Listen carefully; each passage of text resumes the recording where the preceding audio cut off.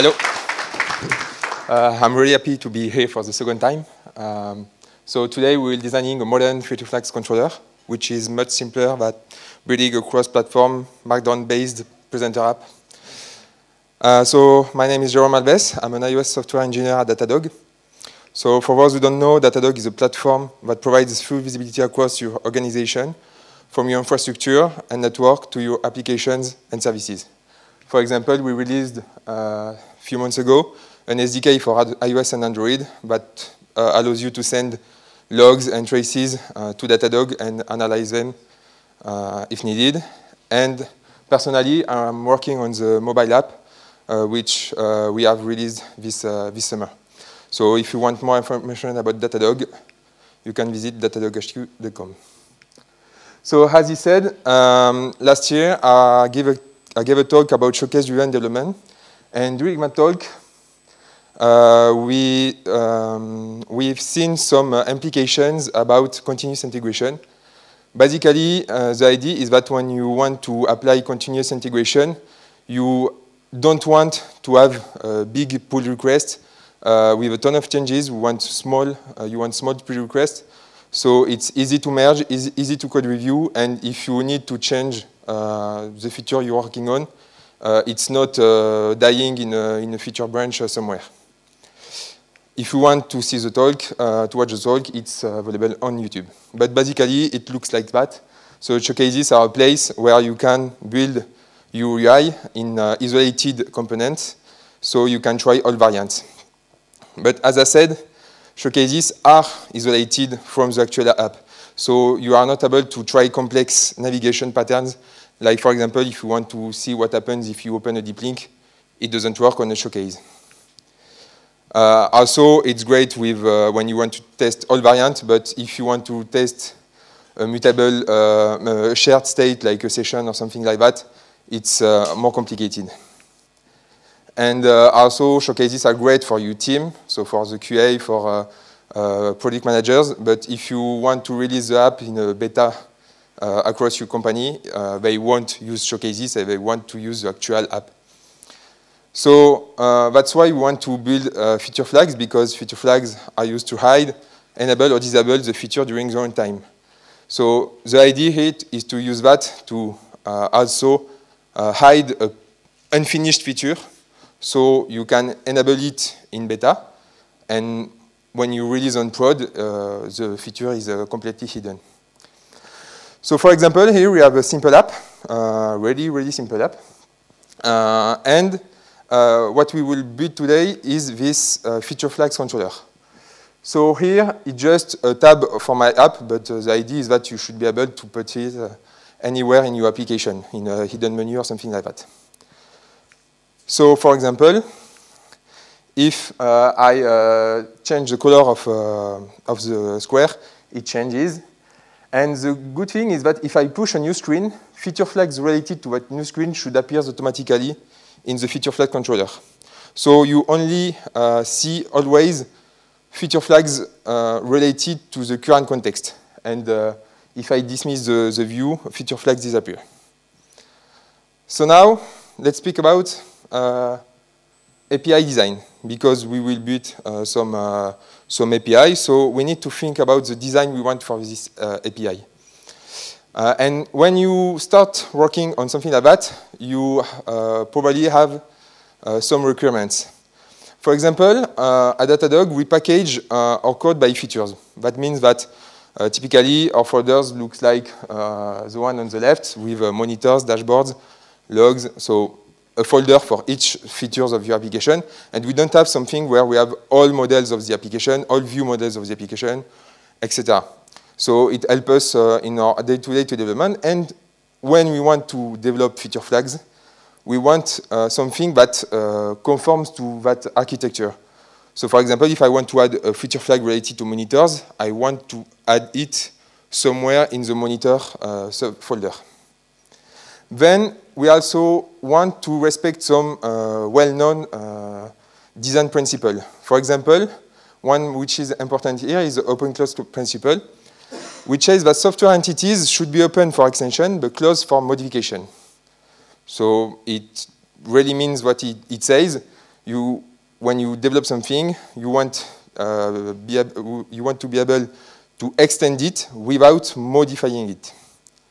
Also, another good principle to follow is the single responsibility principle, which says that every module, class, or function should have responsibility over a single part of the program functionality.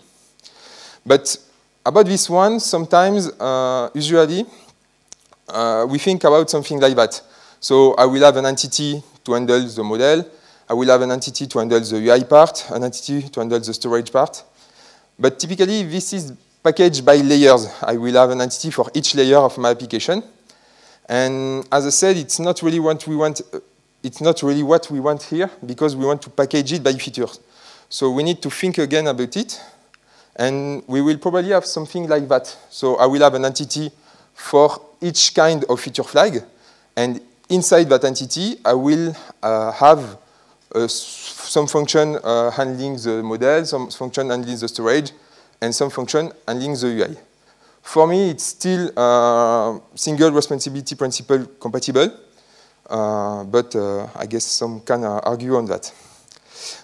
If we sum up, for example, if you had something like that in mind, like a simple enum enumeration with a case for each feature flag, this doesn't work at all, because if I want to add a feature flag related to the monitor, I need to modify the feature flag entity. I can't extend it, and I need to do it in that file, because we can't add cases from another file.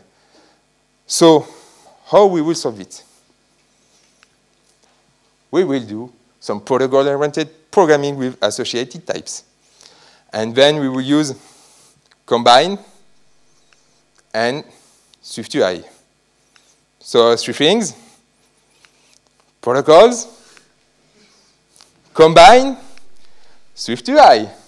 Protocol, combine, are you getting it? These are just technologies available on the platform. We don't need to do some extra stuff, so we can just start it. So before working on the implementation, I like to try the call site of the API I will implement. I start with the call site because I want something easy to use. So here, for example, I see something like that.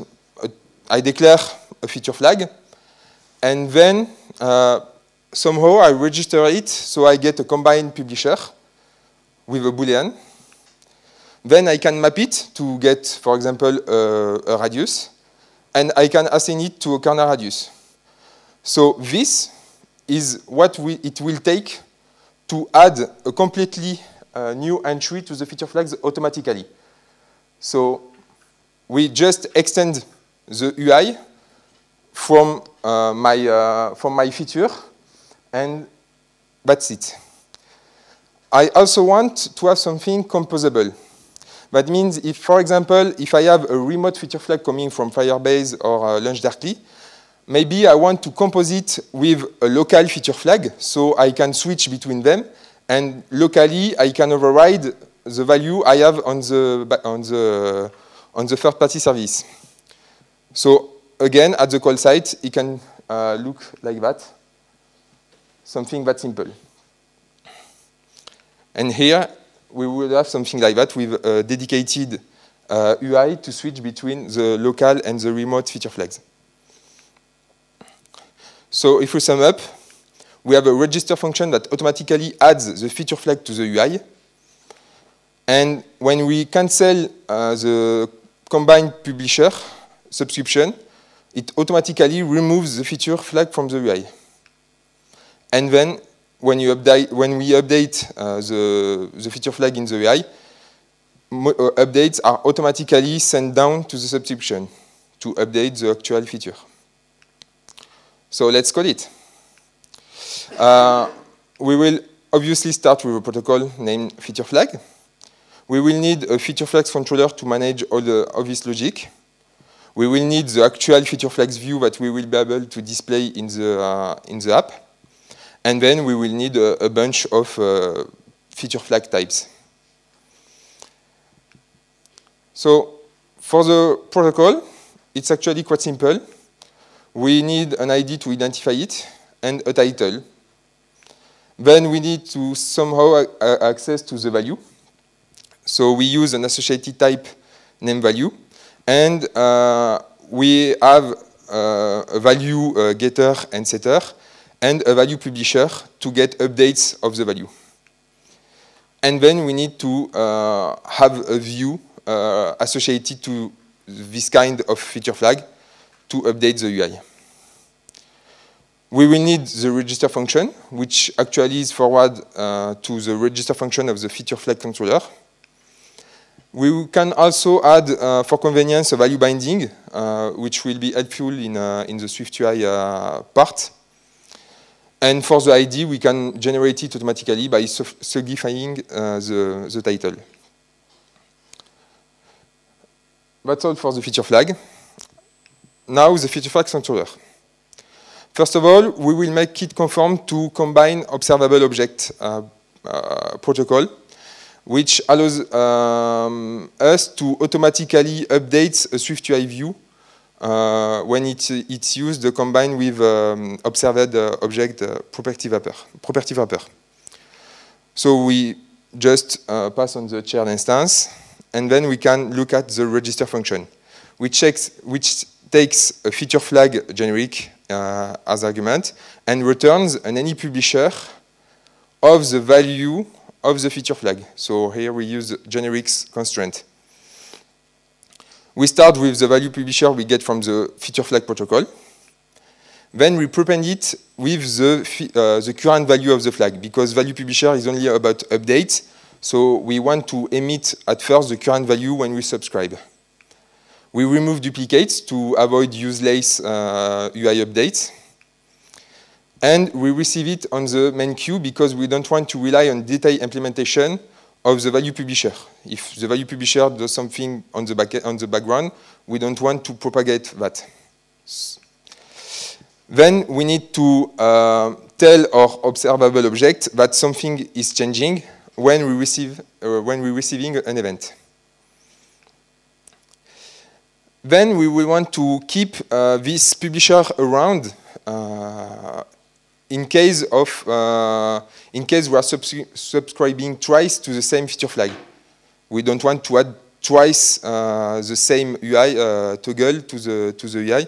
So we add it to a storage, and if it already exists, we return it immediately. To remove the publisher from the storage, we will do that in the receive cancel of the publisher. It means that when the cancellation is, when the subscription is cancelled, we will remove the publisher from the UI. But we must be careful, and we should share the subscription.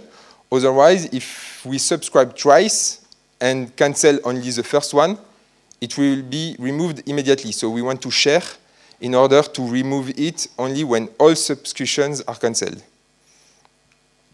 That's all. For the storage, it's quite simple. We will use a dictionary, and we will have some convenience functions to manipulate it. Now, we need to keep the feature flags around to actually access to the view property of the feature flag. So you probably want to do something like that. So you use the published property wrapper to automatically notify the observable object protocol. But protocol feature flag can only be used as a generic constraint because it has self or associated requirements. Don't cry, it was expected. We will use a type eraser, but not a real type eraser, because we actually don't need everything from the feature flag protocol. We need only the view property of the feature flag protocol. So let's choose some better naming here. It's actually a feature flag view factory we want. And then we can wrap and erase our flag. We just copy the ID, and we wrap the view in an any view, and then we get a struct, feature flags view factory, that doesn't imply any generic.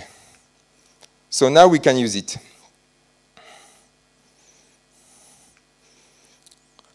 And finally, we need to update our add publisher and remove publisher functions to actually append and remove the view factory. That's all. Now, the best part, the feature flags view. We start with the body. We observe the feature flags controller, and then we can start building our form. For each view factories, we make the view, and that's all. We can just wrap it around inside a navigation view, and that's really all we need to do because everything is done by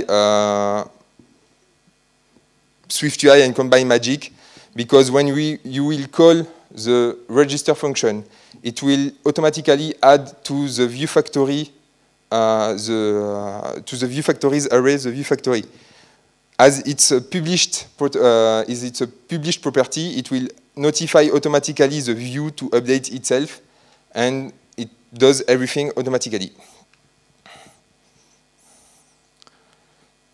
Now, let's implement an actual feature flag. So here, we will implement the toggle feature flag. We start with the protocol requirements. For the title, we can use a constant. For the value, we will store the feature flag value inside user defaults. So I just need access to the defaults here. And we also want probably a default value to use when the feature flag isn't activated, isn't enabled. And the getter is quite simple. I check if I have an object in my user defaults. If I don't, I return the value. And if I do, I return the value from the user defaults. The setter is even simpler. I just need to set the value on the user defaults. For the value publisher, it's also quite simple. We will use the publisher from the notification center combined with the did change notification of user default. So every time the user default change, it emits that notification. So we can map to get the latest value from the getter we just wrote. Then we remove duplicates because as the notification is emitted for any change, even if I change another flag, it will emit that notification for this flag. So probably I will get many times the same value, so I want to remove duplicates. And then I call erase to any publisher because that's how Combine works. For the view, it's just a toggle. We use the value binding we created earlier, and then we display the title in a text view. As it's a public struct, we need a public initializer with the title and the default value. And that's all. For the picker feature flag and the feature flags group, it's a little bit more complicated because for the picker feature flag, we need some heavy constraints on generics because we will use something like all case iterable, row representable. We have a lot of constraints, and I won't have time to show it to you today. But if you are interested by the code or by the feature flags, we just open sourced the library.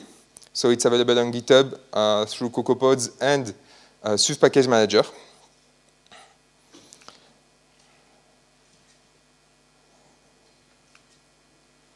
Few takeaways. So about having feature flags in your application, if you already do showcases, it's great because it completes showcases. Showcases are more during the development phase of your feature and for your team, while feature flags complete it to let you show the unfinished feature to a wider audience. So that allows you to ship partial features in beta, and the code while being, even if it's merged in your main branch, it's hidden a feature flag behind the feature flag, so it doesn't appear in your production app. The nice thing is that it also allows you to try A/B testing variant, for example, if you want to, because it's flexible enough. You can just add a feature flag which lets you switch between two variants, and if you want to do that, it's also quite simple. And you don't need to do it from a web-based application. About API design, we've seen that if we think carefully about our API and our requirements, HUD implementation, it has great benefits. For example, the way we did it, we can easily encapsulate third-party services like Firebase or LaunchDarkly. Because it's just a protocol, we can create a new remote feature flag implementation of that protocol, and it works easily with the rest of the system. So we were able to extend it without modifying it. And also, thanks to Combine and all the magic happening, we won't have any feature flags depth. What a feature flags depth, it's when you have, if you, for example, if you maintain the feature flags form by hand, at some point you might remove some feature flags from the actual code, but still have them in the UI, and they just don't do nothing because they are obsolete. And you can't have that with this kind of implementation, because if you don't use a feature flag anymore, it doesn't appear in your UI. If you remove completely a feature from your application, all associated feature flags also disappear. So you don't have any depth. And finally, we've seen how we can leverage SwiftUI and Combine abilities for tooling. Even if your app is still needs to ship on iOS 12 or 11, sorry for that, first of all. But you can still use SwiftUI and Combine, or latest technologies, to build tooling for your app, for your inner audience. And it allows you to start working on these new technologies. And that's actually cool. Thank you.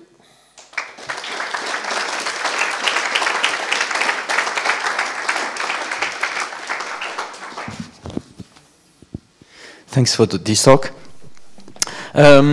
So I really like the way that you actually centralize the code of the feature flag with the actual code of the feature.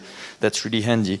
I see that, okay, there's going to be no depth with the feature, but how much work is it to maintain the code of the feature flag? Like, if we use the framework, is it going to be like a lot of code to maintain? If you use the library from CocoaPods, for example, it's only the few lines you've seen, because just declaring it and subscribing to it will automatically add the feature to the UI. So what you have to maintain is the display of the actual controller, the actual view in your application, in your hidden menu or something like that. But aside that, it's not complicated. It depends. For example, if you want to replace a whole flow, for example, you redesign a whole section of your app and you want to switch between your legacy design and your current design, the cost of maintaining that is the cost of maintaining two branches of your UI. And sometimes you won't be able to reuse some view models, for example, because the new view is really different from the other, other, and you won't be able to share it. But it's not cost related to the feature flags directly, but of its side effects. And if we look at the code you showed us, what is the part that is actually in the open source project? Like most of the code that is. The 5 types I show at the end are all in it. So there's the view, the toggle feature flag, the picker feature flag, which is really nice to work with enums. So you just add an enums with 5 cases, and you can pick them, one of them. And the feature flags group, which allows you to switch between 2 feature flags. So for example, we don't have wrappers for Firebase or LaunchDarkly, but it's really easy to implement by yourself. Nice. And how would you apply feature flags to a production, an app which is already in production? Do you have like a separate app, or like you have use Firebase? If your app is already in production, how would you toggle flags? I mean, for your personal telephone, yes. Typically, if you want to toggle a remote feature flag remotely, you need a third-party service like Firebase or LaunchDarkly, maybe other. This feature flag controller allows you to, while you are in beta or in debug, they allow you to override locally the value from the third-party service to try your variant. So, for example, in production, you will have the new screen disabled, but locally you can override this property to try the new implementation. And once it's ready on Firebase, you can switch it for all. And once it's shipped, how do you target just the devices of your team if you want to like switch on some flags just for the production app on your personal device? I guess it depends on the service you use. I don't think it's possible with Firebase to target. It's possible? No, actually, no? There was a question actually. Yeah, I don't think it's possible with Firebase to target a specific device, but maybe more sophisticated tools are able to do it. But as we've seen, these feature flags are stored in user default, so it's 100% locally on the device. And that's all. And if you remove the application and reinstall it, you have a fresh app. Yeah, to continue on this subject, we had a talk from a company, I don't remember exactly, I think it was BlaBlaCar. They're actually using a lot of feature flags to actually enable gradually, but they do not ship the new feature to like all the users. Progressive rollouts. Yeah, exactly. And do you think it's possible to do that? Yeah, exactly, because you use the feature flags group to switch between 2 feature flags. And one will be wrapping the service that establishes the condition about who has the new feature or not. And the other feature flag will allow you to override these settings to always have it locally on your device. But for the production app, you rely on the progressive rollout.